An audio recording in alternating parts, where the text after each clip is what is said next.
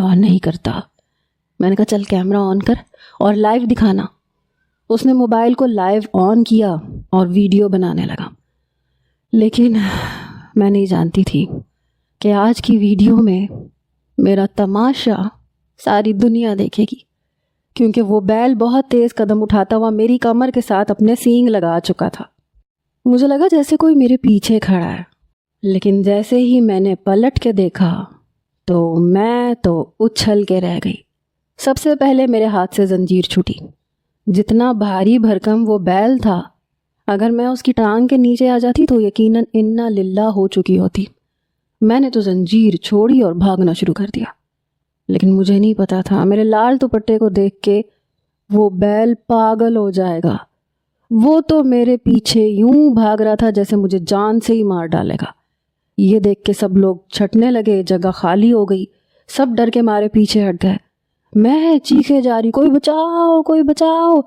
اس بیل کے پیچھے اس کا مالک بھی بھاگ رہا تھا، اور بھی کئی مرد اس کے پیچھے تھے، لیکن وہ کہاں کسی کے قابو میں آتا۔ میں جتنا تیز بھاگ سکتی تھی بھاگ رہی تھی، لیکن اچانک میں ایک شخص کے ساتھ ٹکرائی اور مجھ سے پہلے وہ زمین پہ گرا۔ میں اس کے اوپر گری اور بیل بالکل ہمارے سر پہ کھڑا تھا۔ بیل کو دیکھ کے میں نے آنکھیں بند کر کے اس نوجوان کی شرٹ کو مٹھیوں میں دبوچ لیا اور اس کے سینے میں اپنا منہ چھپا لیا۔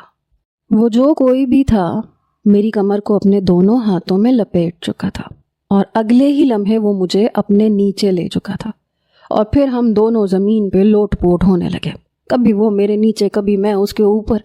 اس نے بڑی پھرتی سے میرا لال دوپٹہ اتار کے دور پھینکا۔ مجھے تو سمجھ ہی نہیں آئی میرے ساتھ ہوا کیا۔ جب میں نے ڈرتے ڈرتے آنکھیں کھولی تو وہ شخص میرے اوپر تھا، بری طرح سے ہانپ رہا تھا۔ یہ وہی نوجوان تھا جسے کچھ دیر پہلے میں نے انٹرویو لینے کا کہا تھا، لیکن اس نے صاف انکار کر دیا تھا۔ بس کچھ پل ہماری نظروں کا تصادم ہوا اور پھر وہ میرے اوپر سے فوراً اٹھ گیا۔ جب میں نے سامنے دیکھا تو بیل کو کئی مردوں نے قابو کر لیا تھا۔ وہ بیل ابھی بھی میرے لال دوپٹے کو گھور رہا تھا۔ میں فوراً سے اٹھی، مٹی سے میرے بال میرے کپڑے بھر چکے تھے، اور وہ نوجوان زمین پہ پتہ نہیں کیا تلاش کر رہا تھا۔ میں نے کہا بھائی صاحب آپ کا بہت بہت شکریہ، لیکن وہ میری بات کو غائب دماغی سے سن رہا تھا۔ زمین پہ پتہ نہیں کیا تلاش کر رہا تھا۔ میں نے کہا یہ آپ زمین پہ کیا دیکھ رہے ہیں؟